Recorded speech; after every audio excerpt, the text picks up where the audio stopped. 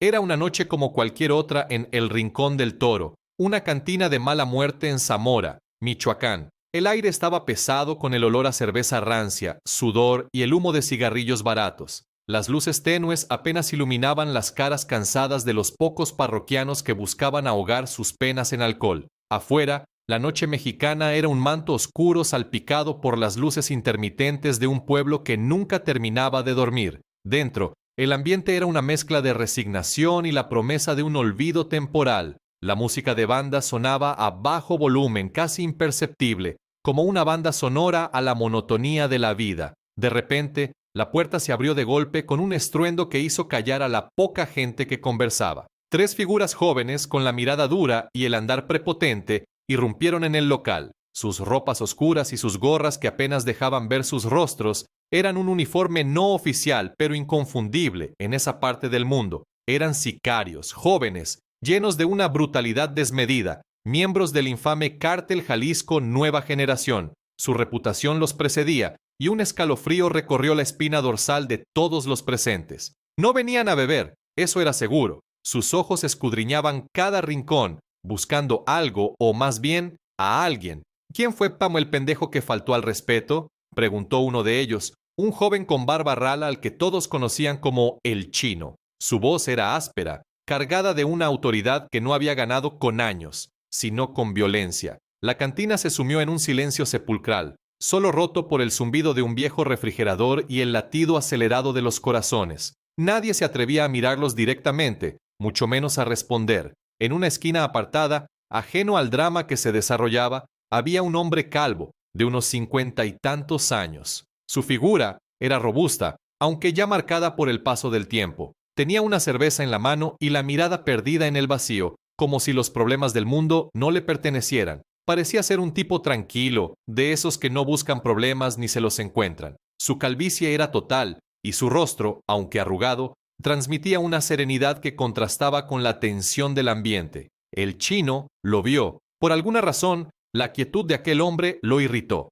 Tal vez fue la indiferencia en su rostro, o la forma en que parecía no inmutarse ante su presencia. «Este se ve raro», dijo el Chino a sus compañeros con un tono despectivo. Se acercó a la mesa del hombre calvo, arrastrando los pies para hacer más ruido, para que su presencia fuera ineludible. Sin mediar palabra, extendió una mano y empujó al hombre por el hombro. El hombre calvo, que más tarde sabríamos que se llamaba Ricardo, no se sobresaltó. Su cerveza se derramó un poco, pero él no hizo un movimiento brusco. Simplemente levantó la mirada y fijó sus ojos en el Chino. No había miedo en su expresión, solo una calma perturbadora, una especie de curiosidad silenciosa. Esa mirada, en lugar de intimidar, enfureció aún más a el Chino. Acostumbrado a ver terror en los ojos de sus víctimas, la serenidad de Ricardo fue una afrenta personal. «¿Qué me ves, viejo?», espetó el Chino, su voz subiendo de tono. Antes de que Ricardo pudiera responder si es que tenía intención de hacerlo,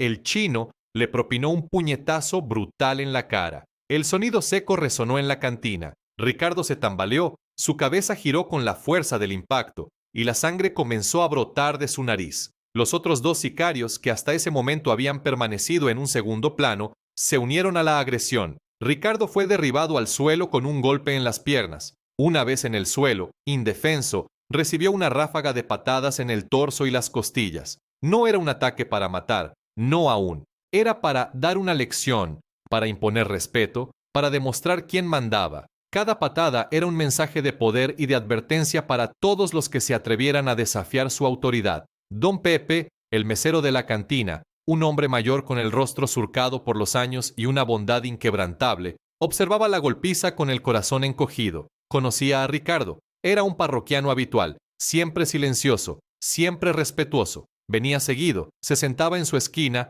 bebía un par de cervezas y se iba. Nunca se metía en líos, nunca buscaba pleitos. Don Pepe no podía entender por qué le estaban haciendo esto. ¿Qué había hecho Ricardo para merecer tal brutalidad? La pregunta flotaba en el aire, sin respuesta. Finalmente, los sicarios cesaron su ataque. Ricardo yacía en el suelo, jadeando, con la ropa desordenada y la cara ensangrentada. «Para que aprendas a respetar, viejo», dijo el Chino, con desprecio, escupiendo cerca del cuerpo de Ricardo. Los tres se dieron la vuelta y salieron de la cantina con la misma arrogancia con la que habían entrado, dejando tras de sí un rastro de miedo y el eco de sus amenazas. La gente en la cantina, antes paralizada por el terror, comenzó a susurrar, a moverse incómodamente en sus asientos. Nadie se atrevía a acercarse. Don Pepe, sin embargo, no pudo quedarse de brazos cruzados. Se acercó a Ricardo con cautela, seguido por otro parroquiano más valiente. Con mucho esfuerzo, ayudaron a Ricardo a levantarse. El hombre se apoyó en la barra, limpiándose la sangre de la nariz y los labios con el dorso de la mano. A pesar de los golpes, a pesar del dolor evidente,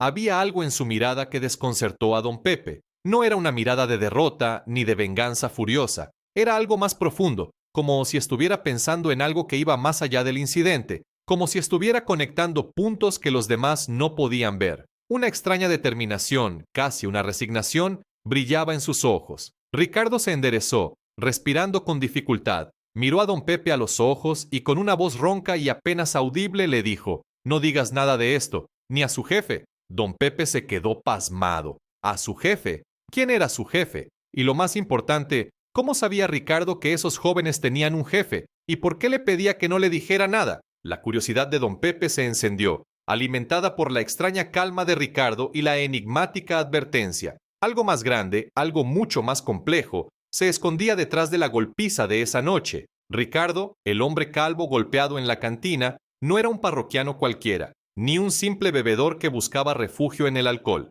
Su nombre completo era Ricardo Mendoza, pero en los círculos donde la pasión y la furia se medían en asaltos y ganchos, era conocido con un apodo que infundía respeto y un poco de temor: el Tigre. En los años 80 y 90, Ricardo el Tigre Mendoza había sido una promesa fulgurante en el boxeo mexicano. Su estilo era agresivo, implacable, con una pegada demoledora que lo hacía temible en el ring. Cada golpe que lanzaba era un rugido silencioso, una declaración de intenciones que pocos podían soportar. Su carrera, aunque no llegó a la cima mundial, le ganó un nombre, un respeto y una reputación de guerrero incansable. Después de colgar los guantes, el Tigre no se alejó del cuadrilátero. Su pasión por el boxeo era demasiado profunda para abandonarla por completo. Se reinventó como entrenador, abriendo un gimnasio humilde pero lleno de vida en Guadalajara, Jalisco. Era un lugar sin grandes lujos, con el aire pesado de sudor y linimento,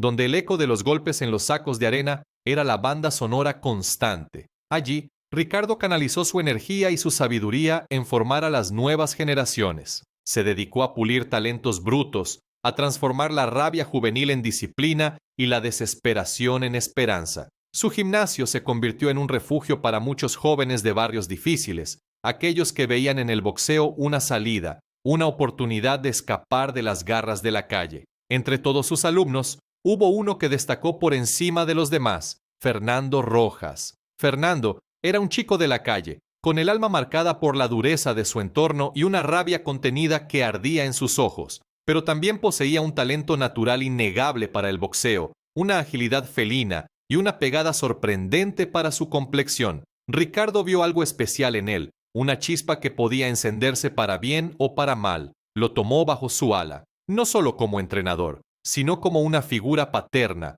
un mentor que le ofrecía la guía que Fernando nunca había tenido. Ricardo le enseñó a Fernando mucho más que combinaciones de golpes y movimientos de pies. Le inculcó disciplina. Le mostró cómo canalizar esa ira destructiva que llevaba dentro y transformarla en una fuerza constructiva en el ring. Le enseñó honor, respeto por el oponente y, sobre todo, respeto por sí mismo. Fernando, a su vez, veía en Ricardo a su única esperanza. Era el hombre que le había prometido sacarlo de la calle, que le había mostrado un camino diferente, una vida donde el sudor y el esfuerzo honesto podían llevarlo lejos. El lazo entre entrenador y alumno era profundo, casi sagrado, forjado en horas de entrenamiento extenuante y conversaciones sinceras sobre el futuro. Bajo la tutela experta de Ricardo, Fernando el Fénix Rojas, como lo apodaban por su capacidad de levantarse tras cada golpe, se convirtió en un campeón juvenil. Ganó peleas importantes, acumuló trofeos y la promesa de un futuro brillante se cernía sobre él.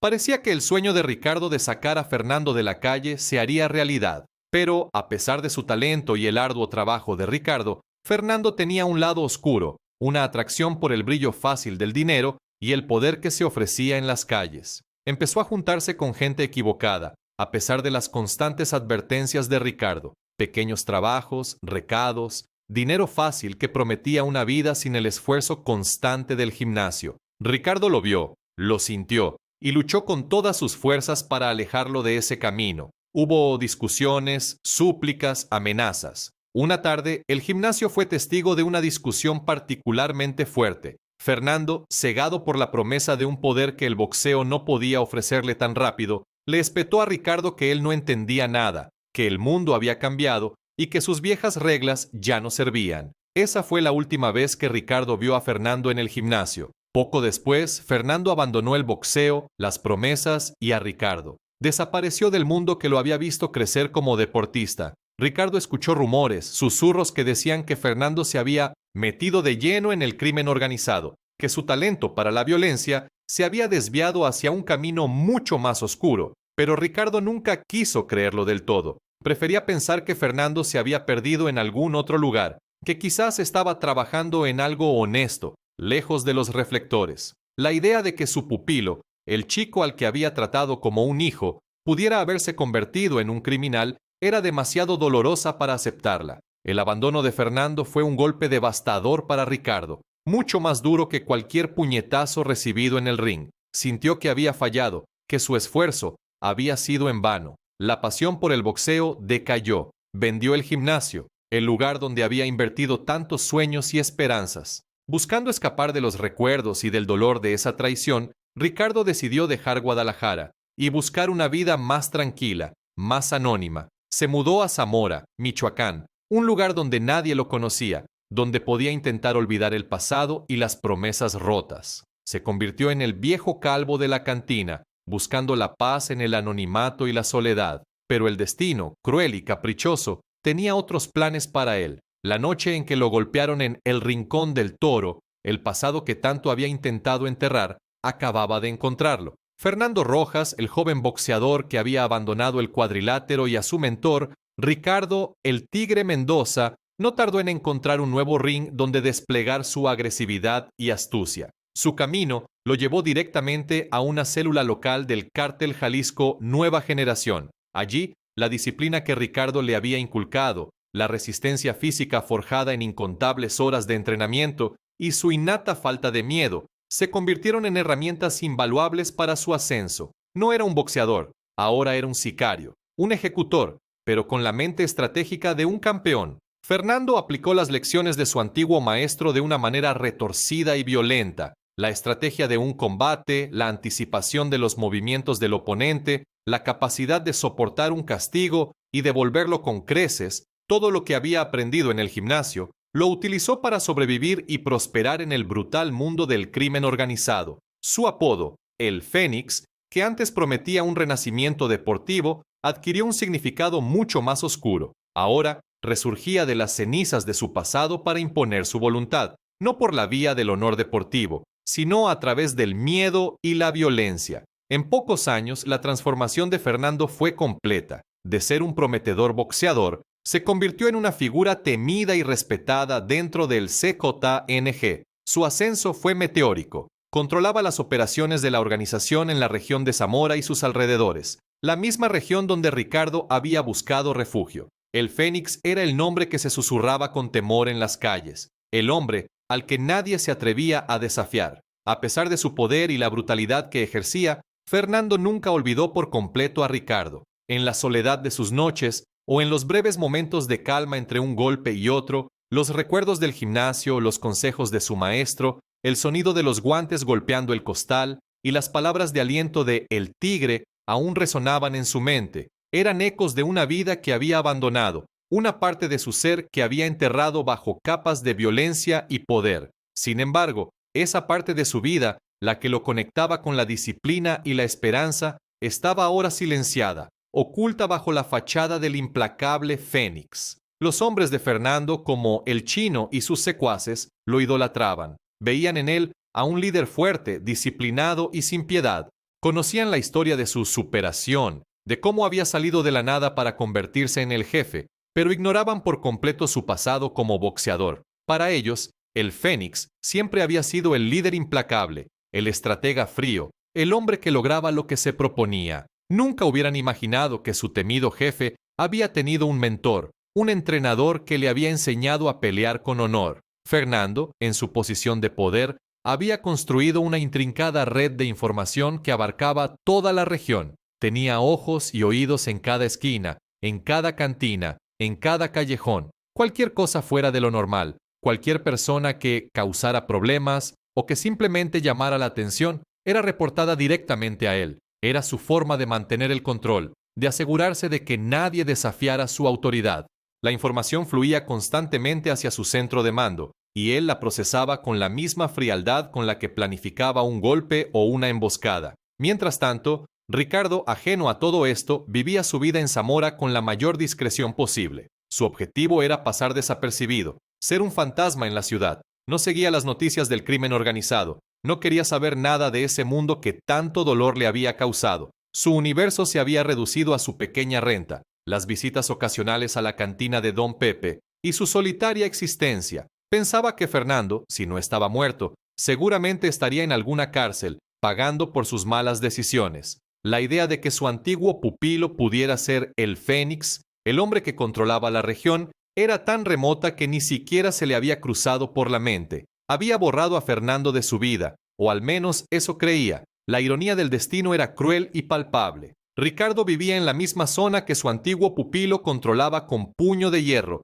sin siquiera saberlo, y Fernando, desde su trono de poder, había sido incapaz de conectar al Ricardo que le reportaban sus hombres, ese viejo calvo que había sido golpeado en una cantina, con su propio maestro, Ricardo el Tigre Mendoza. La vida, como un buen combate de boxeo, a menudo guarda los giros más inesperados para el momento menos pensado. La distancia entre ellos era gigantesca, forjada por el tiempo, las decisiones y los caminos divergentes, pero el incidente en El Rincón del Toro acababa de tender un puente involuntario entre el pasado y el presente, un puente que pronto se convertiría en un campo de batalla emocional para ambos. La ignorancia, en este caso, había sido un escudo para Ricardo, una forma de protegerse del doloroso conocimiento, pero ese escudo estaba a punto de romperse en 1000 pedazos. El reencuentro, aunque aún desconocido para Fernando, era inminente, y con él la confrontación de dos mundos que una vez fueron uno solo. Después de la brutal golpiza en El Rincón del Toro, Don Pepe, el mesero de la cantina, no podía quitarse de la cabeza ni la mirada de Ricardo ni sus crípticas palabras. No digas nada de esto, ni a su jefe. Aquellas frases se le clavaron en la mente como astillas, generando una incómoda curiosidad. Ricardo, el viejo calvo que frecuentaba su establecimiento, era un hombre tranquilo, casi invisible, que nunca se metía en problemas. ¿Por qué le habían hecho eso? ¿Y quién era su jefe al que Ricardo parecía conocer? Don Pepe, con la discreción que dan los años y la experiencia detrás de una barra, comenzó una investigación silenciosa. No hacía preguntas directas, sino que tejía una red de conversaciones sutiles, escuchando los rumores que fluían entre los parroquianos habituales y la gente del barrio. Con el tiempo, los susurros se hicieron más claros. Escuchó que los hombres que habían agredido a Ricardo pertenecían al temido grupo de El Fénix. La gente hablaba de El Fénix con una mezcla de miedo y respeto forzado. Se decía que era un tipo duro, implacable, que no perdonaba la más mínima ofensa. Las historias sobre sus métodos eran escalofriantes, y su nombre era sinónimo de control absoluto en la región. Don Pepe, que había visto pasar a muchas figuras por la cantina, empezó a unir los puntos. La reacción de Ricardo, su negativa a hablar, la mención de su jefe, todo encajaba con la creciente sombra de El Fénix sobre Zamora. Un día, mientras ayudaba a Ricardo a moverse con dificultad debido a un golpe en las costillas, Don Pepe se atrevió a dar un paso más. Con la voz baja, casi un murmullo, le preguntó directamente: ¿conoces a El Fénix? La reacción de Ricardo fue instantánea y reveladora. El color abandonó su rostro, y sus ojos, que normalmente irradiaban una calma resignada, se llenaron de una mezcla de pánico y dolor. No quiero hablar de eso, Pepe, respondió Ricardo con la voz apenas audible. Pero para don Pepe, esa respuesta era más elocuente que cualquier confesión. La negación, la palidez, el quiebre momentáneo en la compostura de Ricardo, todo confirmaba sus sospechas. Ricardo conocía a El Fénix, y ese conocimiento era una carga pesada. Ricardo, a pesar de su herida física, no podía evitar que su mente regresara una y otra vez a la noche de la golpiza. La imagen de El Chino y sus amigos, la brutalidad gratuita, la falta de respeto en sus ojos, todo le recordaba la misma violencia sin sentido que había presenciado en las calles de Guadalajara, solo que ahora era más organizada, más fría, más calculada. Se dio cuenta de que la violencia no había cambiado, solo había evolucionado, se había institucionalizado, y la ironía amarga era que quienes la ejercían eran los jóvenes, el tipo de jóvenes que él había intentado rescatar del abismo. El rostro de Fernando, el joven prometedor que había abandonado el gimnasio por el canto de sirena del crimen,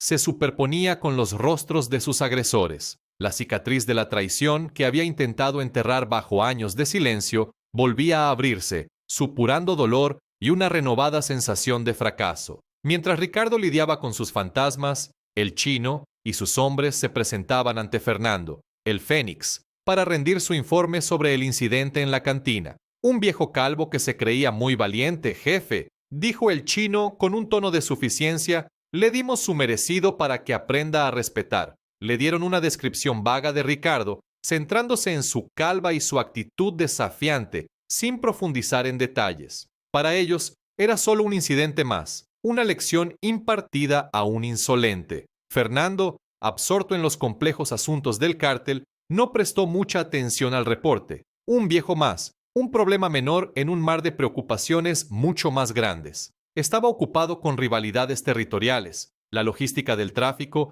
y la constante amenaza de grupos rivales. La vida de un simple parroquiano golpeado en una cantina era insignificante en su escala de prioridades. Sin embargo, algo en la descripción de El Chino, la mención de que el viejo no se había asustado, que había mantenido una extraña compostura a pesar de la paliza, le resonó en algún lugar profundo de su memoria. Le recordó a la gente con la que solía entrenar, a la disciplina que su antiguo maestro les inculcaba, pero la idea de que pudiera ser alguien de su pasado era tan remota, tan improbable, que la descartó rápidamente. Su mente, entrenada para la eficiencia y la brutalidad, no quería permitirse divagar en sentimentalismos, pero la semilla de la duda ya estaba sembrada. Ricardo, por su parte, aunque herido y adolorido, sentía cómo una vieja chispa comenzaba a encenderse en su interior. Ya no era solo el dolor físico de los golpes, ni la tristeza por la pérdida de Fernando. Era una mezcla de indignación y un desafío latente.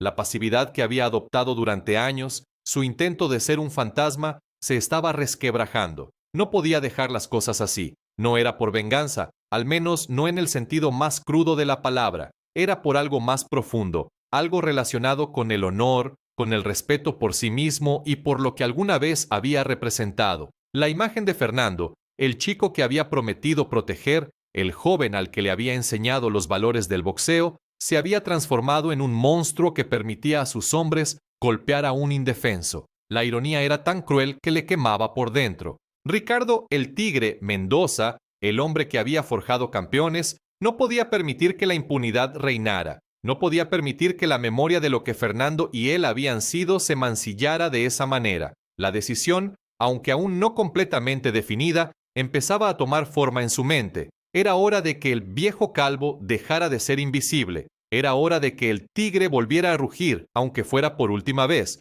y aunque el enfrentamiento fuera con el fantasma de su propio pasado. La confrontación, la verdadera confrontación, apenas comenzaba. Ricardo, con la ayuda discreta y un tanto nerviosa de don Pepe, quien le consiguió un teléfono desechable de esos que se compran en cualquier tiendita y desaparecen después del primer uso, se preparó para la llamada. Era una noche de martes. La cantina estaba casi vacía y el silencio solo era interrumpido por el zumbido de la nevera y el ocasional tintineo de un vaso. Don Pepe lo observaba desde la barra, con una mezcla de admiración y pavor. Sabía que Ricardo estaba a punto de cruzar una línea peligrosa, pero también comprendía la determinación en sus ojos. Ricardo marcó el número que había obtenido a través de los rumores, un número que se decía era el contacto directo con la base de operaciones del CJNG en la región. Su corazón latía con fuerza, un ritmo que no sentía desde sus tiempos de boxeador, justo antes de subir al ring para una pelea importante.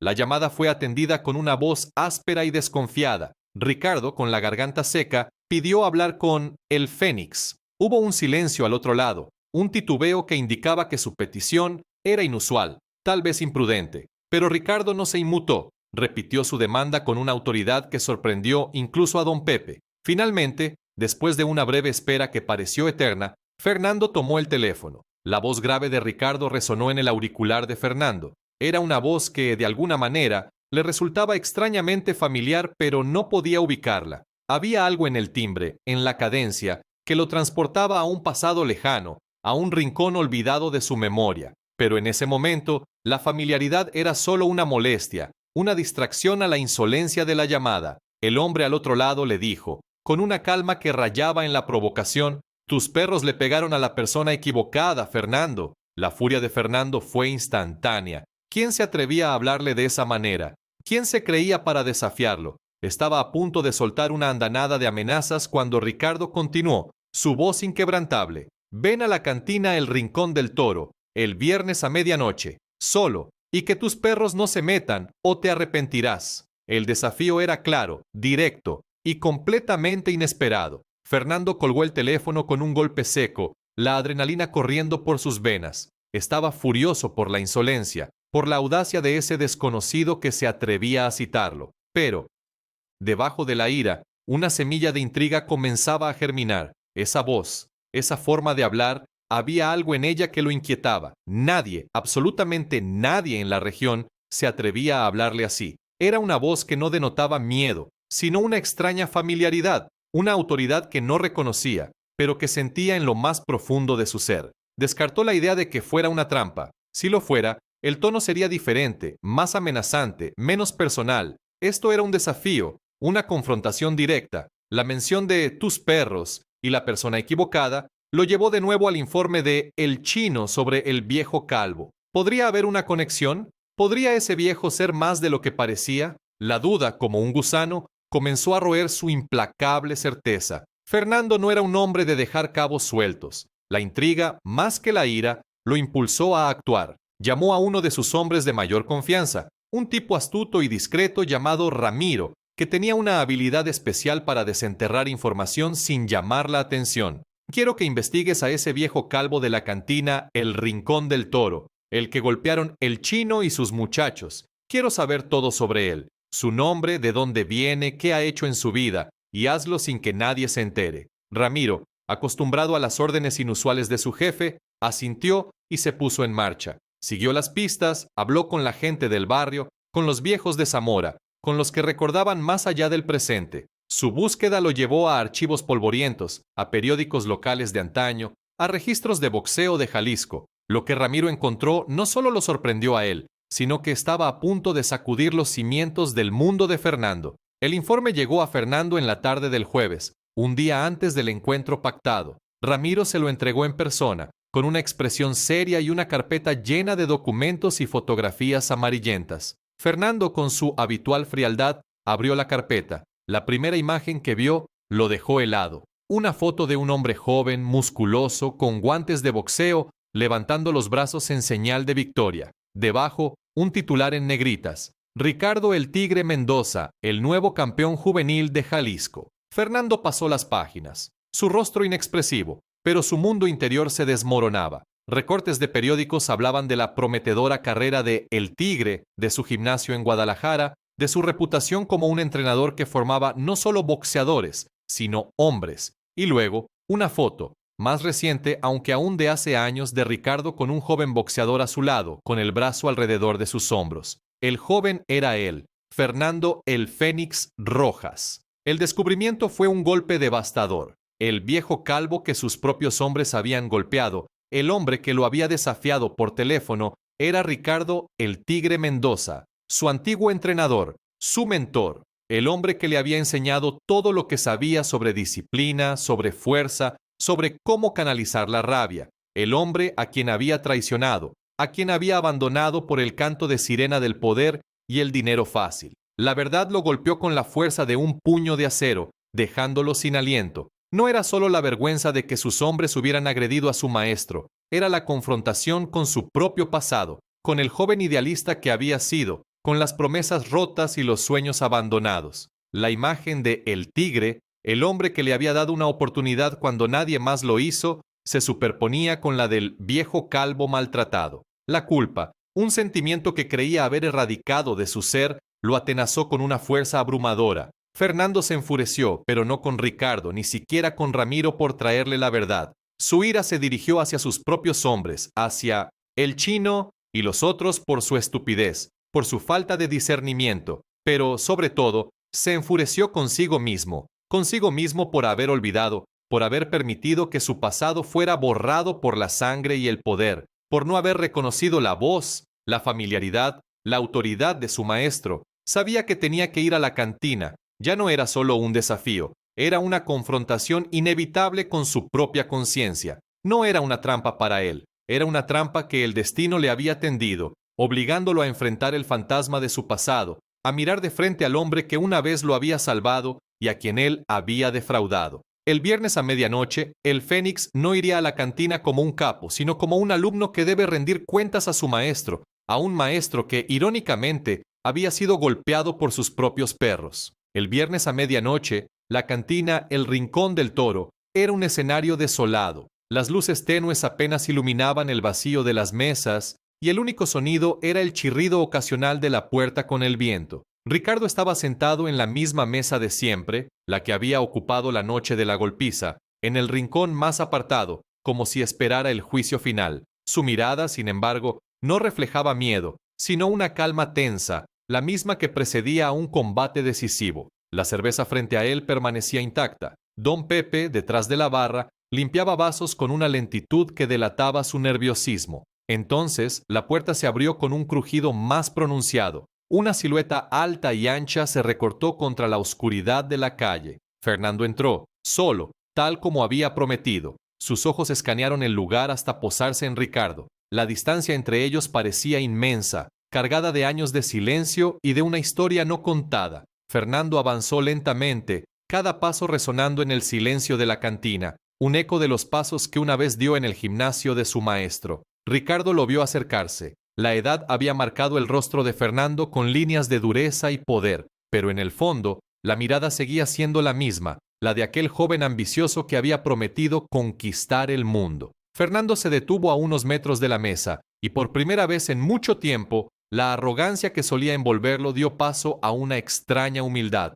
«Maestro», dijo, con una voz que no había usado en años, una voz que intentaba borrar el rastro de El Fénix para recordar al joven Fernando Rojas. La palabra resonó en la cantina, cargada de un respeto y una melancolía que sorprendieron a don Pepe. Ricardo no respondió con la misma familiaridad. Sus ojos, duros como piedras, se fijaron en los de Fernando. «Fernando, tus perros me golpearon», afirmó con una voz serena, carente de cualquier emoción detectable. Luego, con un movimiento lento y deliberado, se llevó la mano a la cara, señalando las marcas que aún eran visibles. El hematoma descolorido cerca de la sien, la cicatriz incipiente en la ceja, no era una queja, sino una declaración de hechos, una prueba irrefutable de la brutalidad de un sistema que Fernando había creado. Fernando sintió una vergüenza profunda, una punzada que lo atravesó hasta lo más hondo de su ser. Era una sensación que había olvidado, o que creía haber erradicado por completo.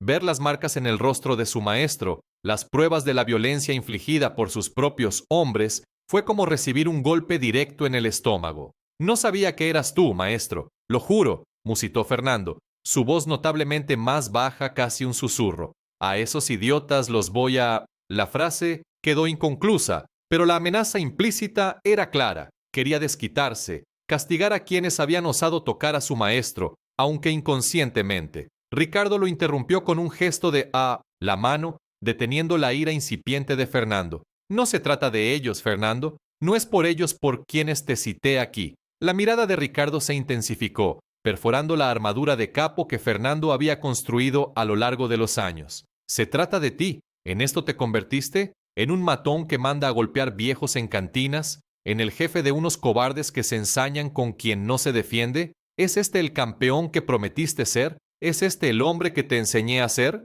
Las palabras de Ricardo cayeron sobre Fernando como una lluvia de golpes, cada una dirigida a un punto débil de su conciencia. El maestro no le estaba dando una paliza física, sino una lección moral, una confrontación con el hombre que se había convertido. Ricardo continuó: su voz impregnada de una melancolía que dolía más que cualquier golpe. Le recordó a Fernando quién era, el potencial que tenía, las promesas de un futuro diferente que había forjado en el gimnasio. Le habló del respeto, de la disciplina, del honor que le había inculcado, de la diferencia entre fuerza bruta y verdadera fortaleza. Le recordó el sudor derramado en el ring, las lecciones de cómo canalizar la ira en el deporte, no en la violencia sin sentido. Le recordó las conversaciones sobre la vida, sobre las decisiones correctas, sobre la posibilidad de escapar de un destino prescrito. Fernando, por primera vez en mucho tiempo, se quebró. La máscara de dureza que llevaba puesta se resquebrajó, revelando al joven vulnerable y lleno de sueños que Ricardo había conocido. Las palabras de su maestro no eran acusaciones, sino recordatorios de un camino que había abandonado. Bajó la cabeza, incapaz de sostener la mirada de Ricardo. «Lo siento, maestro», dijo, la voz ronca por la emoción. «Lo siento mucho. Haré lo que sea. Dinero, lo que pidas». Ricardo lo miró con una expresión que mezclaba decepción y una pizca de la vieja esperanza. «No quiero tu dinero, Fernando», respondió con firmeza. «Tu dinero no puede comprar lo que perdiste. Lo que quiero es que recuerdes quién eras, que recuerdes el valor del respeto, de la palabra, que recuerdes lo que te enseñé». La conversación tomó un giro inesperado. Ricardo, lejos de buscar una venganza personal, le hizo una propuesta. No era una exigencia de sangre, sino una forma de lo que él consideraba justicia, una lección que iba más allá de la violencia. «Quiero que tus hombres, los que me golpearon, vengan aquí», dijo Ricardo, y su voz adquirió un tono de autoridad que Fernando no había escuchado en años, una autoridad que iba más allá de cualquier jerarquía criminal. «Y quiero que me pidan disculpas, delante de ti, y que entiendan lo que hicieron, que vean el rostro del hombre al que agredieron, que sepan que no se pegó a un viejo cualquiera, sino a la memoria de lo que tú y yo representamos». Fernando levantó la vista, sorprendido por la petición. No era lo que esperaba. Esperaba ira, reproches, tal vez un pedido de dinero, una amenaza, pero esto era diferente. Era una confrontación con la verdad, una humillación pública para sus hombres y una lección para él mismo. Ricardo no buscaba venganza, sino una forma de redención, no para él, sino para Fernando y para el honor que había sido mancillado. La mirada de Ricardo no exigía, sino que retaba, desafiaba a Fernando a ser el hombre que una vez había creído que podía ser. Fernando asintió lentamente, comprendiendo el peso de la petición. Era una lección que debía ser impartida, no solo a sus hombres, sino a él mismo, a la parte de él que había olvidado de dónde venía y quién lo había formado. Al día siguiente, la cantina El Rincón del Toro abrió sus puertas en un horario inusual antes del mediodía. No había clientes habituales, solo una atmósfera densa y cargada de anticipación. Ricardo estaba sentado en su mesa de siempre, su rostro una máscara de seriedad. Don Pepe, detrás de la barra, pulía vasos con un paño, sus movimientos lentos y erráticos, incapaz de ocultar el nudo de nervios en el estómago. La puerta volvió a abrirse, y esta vez no solo entró Fernando, sino que lo hizo acompañado por los 3 sicarios que habían golpeado a Ricardo: el chino, el flaco y el rata. Los 3 jóvenes entraron con una mezcla de arrogancia habitual y una palpable incomodidad, sin saber exactamente por qué su jefe los había convocado a ese lugar y a esa hora. La tensión en el aire era tan espesa que casi se podía cortar con un cuchillo. Fernando, con una expresión de autoridad inquebrantable, los condujo directamente hacia la mesa de Ricardo. Sus ojos, fríos y calculadores, se fijaron en cada uno de sus hombres, transmitiendo una advertencia silenciosa pero inequívoca. Los sicarios, acostumbrados a la brutalidad y la obediencia ciega, sintieron un escalofrío. Sabían que algo no andaba bien. Se pararon frente a Ricardo, mirándolo con desprecio, sin reconocer en él al hombre al que habían agredido, solo a un viejo que, por alguna razón, había captado la atención de su jefe. Entonces, Fernando rompió el silencio con una voz que era un gélido látigo. Apuntó con el dedo a Ricardo y pronunció las palabras que los dejaron petrificados. «Este es Ricardo Mendoza, mi maestro, el hombre que me enseñó todo lo que sé, y ustedes lo golpearon». La revelación cayó sobre los sicarios como un rayo en un cielo despejado. El aire se les escapó de los pulmones. Sus rostros, antes arrogantes, se contorsionaron en una mezcla de incredulidad y terror. No podían creer lo que oían. Su jefe, el Fénix, el capo implacable, ¿tenía un maestro? y ese maestro era el viejo calvo al que habían molido a golpes en un arrebato de prepotencia, la jerarquía, el orden de su mundo, se había invertido de golpe. El chino, el más impulsivo y el que había iniciado la golpiza, palideció hasta un tono enfermizo. Su mente, acostumbrada a operar en un plano de violencia simplista, no podía procesar la magnitud de su error. Él y sus compañeros se miraron entre sí, sus ojos reflejando el pánico. Habían cometido el peor de los pecados en su mundo, faltarle el respeto y, peor aún, agredir a una figura de autoridad insospechada para su propio jefe. Las consecuencias, sabían, podían ser letales. Fernando, sin darles tiempo a recuperarse del shock, continuó. Su voz, aunque no elevó el tono, llevaba el peso de una amenaza implícita que era mucho más aterradora que cualquier grito. Los obligó a pedirle disculpas a Ricardo, uno por uno. Fue una humillación pública, una lección de sumisión que jamás olvidarían. El chino, con las rodillas temblándole, apenas pudo articular un balbuceo. «Lo siento, señor», murmuró, su voz apenas audible. La arrogancia que lo había definido la noche anterior se había desvanecido por completo, reemplazada por un miedo abyecto. Los otros dos, el flaco y el rata, siguieron su ejemplo, sus disculpas igualmente torpes y llenas de terror. La escena era un testimonio mudo de la autoridad que Ricardo, el hombre golpeado, aún ejercía sobre el capo y, por extensión, sobre sus hombres. Ricardo los observó con calma, sin una chispa de triunfo en su mirada. Su voz, cuando habló, era tranquila, pero cada palabra resonó con una autoridad moral que los sicarios nunca habían experimentado. Les explicó que la verdadera fuerza no radicaba en golpear a los indefensos, en imponer el miedo con la violencia bruta. Les habló del honor, del respeto, de la disciplina que se construye con esfuerzo y no se arrebata con cobardía. Les dijo con una mirada directa a Fernando que su jefe, el Fénix, había sido una vez como ellos, un joven con potencial, pero con un corazón diferente, un corazón que había prometido ser algo más grande. No los sermoneó con rabia, sino con una sabiduría que los desarmó. Les hizo entender que la violencia que habían ejercido no era un acto de poder, sino de debilidad, una mancha en su propio honor. Fernando observó la escena en silencio. Veía el miedo en los ojos de sus hombres, la humillación que los consumía, pero también veía la lección que Ricardo les estaba impartiendo, una lección que no solo era para ellos, sino también para él mismo. Era un recordatorio de los principios que una vez había abrazado, de los valores que había enterrado bajo capas de brutalidad y poder.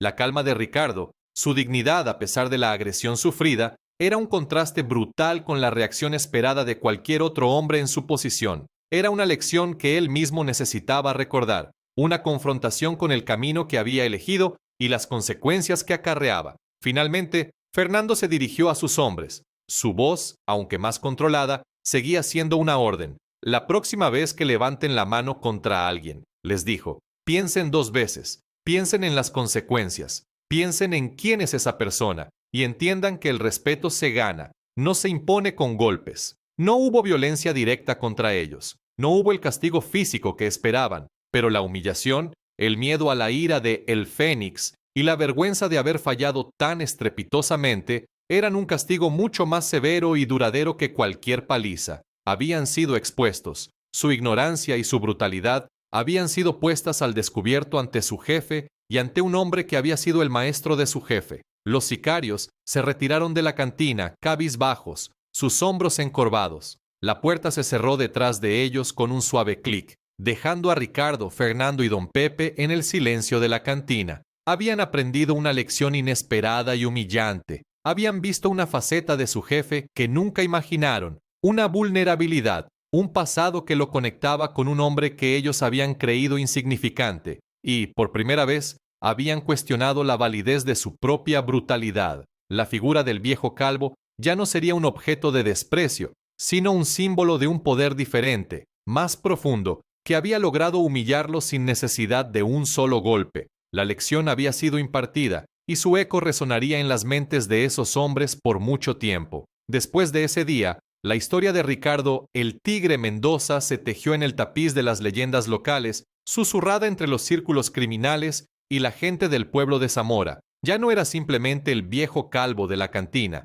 Ahora era el hombre que le había puesto un alto a El Fénix, el capo temido. Su nombre, antes olvidado, resurgió con un nuevo peso, un aura de respeto que no provenía de la violencia, sino de una autoridad moral inquebrantable. La gente lo saludaba con una deferencia que iba más allá de la cortesía, era una mezcla de asombro y admiración. Los comerciantes le ofrecían descuentos, los vecinos le sonreían con una franqueza que antes le negaban, y los jóvenes que antes lo ignoraban, ahora lo veían con una curiosidad reverencial. Se había convertido en un símbolo, una prueba viviente de que había otras formas de poder, otras formas de imponer respeto, más allá de las armas y la brutalidad. Fernando, por su parte, no abandonó el CJNG de la noche a la mañana. La estructura de poder que había construido era demasiado compleja, las raíces de su influencia demasiado profundas. Pero algo, sutil pero innegable, cambió en él.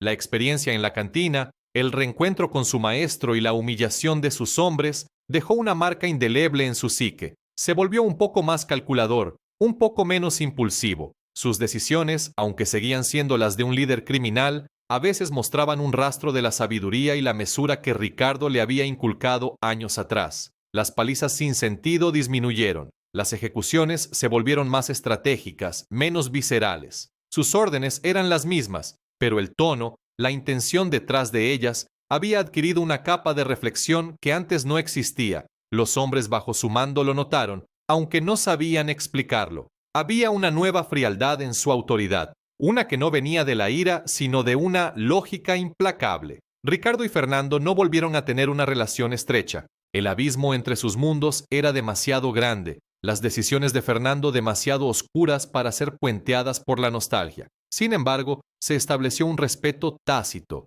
una especie de armisticio no declarado. Fernando se aseguró de que nadie en su organización, ni siquiera el más ambicioso o el más imprudente, molestara a Ricardo. La cantina de Don Pepe se convirtió en un santuario, un lugar intocable bajo la sombra de El Fénix. Cualquier rumor de que alguien había molestado al viejo calvo o a su cantina era sofocado de inmediato, con una severidad que dejaba claro el mensaje. Ricardo, a su vez, nunca lo buscó, nunca intentó interferir en sus asuntos. Se limitaba a observar, a veces con una melancolía profunda, el camino que su antiguo pupilo había elegido. Ricardo siguió yendo a la cantina, seguía siendo el hombre tranquilo, el espectador silencioso de la vida que pasaba. Pero ahora, cuando veía a los jóvenes de la zona, a esos muchachos con la chispa en los ojos y la rabia contenida, a veces les daba un consejo, una palabra, una frase sobre la disciplina, sobre el esfuerzo, sobre la importancia de elegir el camino correcto. No predicaba, no sermoneaba, solo compartía pequeñas píldoras de sabiduría que, esperaba, pudieran sembrar una semilla diferente en algunos de ellos. La chispa del tigre no se había apagado del todo, había cambiado su forma, de la furia del cuadrilátero a la quietud de la experiencia, pero su esencia, la de un mentor, un guía, permanecía intacta. A veces, Ricardo miraba por la ventana de la cantina, observando la calle bulliciosa, las motonetas ruidosas, los rostros anónimos que pasaban. Sabía que no había podido salvar a Fernando del todo, que el camino que había tomado era irreversible, pero al menos, en ese breve y tenso encuentro, le había recordado quién era, el potencial que había tenido, los valores que una vez había abrazado. Y eso, para Ricardo, era una pequeña victoria en un mundo donde las victorias eran escasas y a menudo amargas. Era la victoria de la memoria sobre el olvido, de la influencia del maestro sobre la corrupción del poder. La historia termina con Ricardo bebiendo una cerveza, la espuma blanca coronando el ámbar líquido, observando la calle con ojos que habían visto demasiado, pero que aún conservaban la capacidad de ver la esperanza. La vida sigue en Zamora, con sus sombras y sus luces, con sus peligros y sus momentos de paz. Pero él, el viejo calvo golpeado en la cantina, el exboxeador y entrenador, Ricardo el Tigre Mendoza, había dejado una marca inesperada, una marca que no se medía en golpes o territorios, sino en el recuerdo de un pasado, en la conciencia de un presente y en la sutil, casi imperceptible, influencia sobre el futuro de un capo temido. Su legado no era el de un campeón de boxeo, sino el de un hombre que, incluso en la derrota personal, había logrado recordar a otro hombre la esencia de lo que significa ser humano.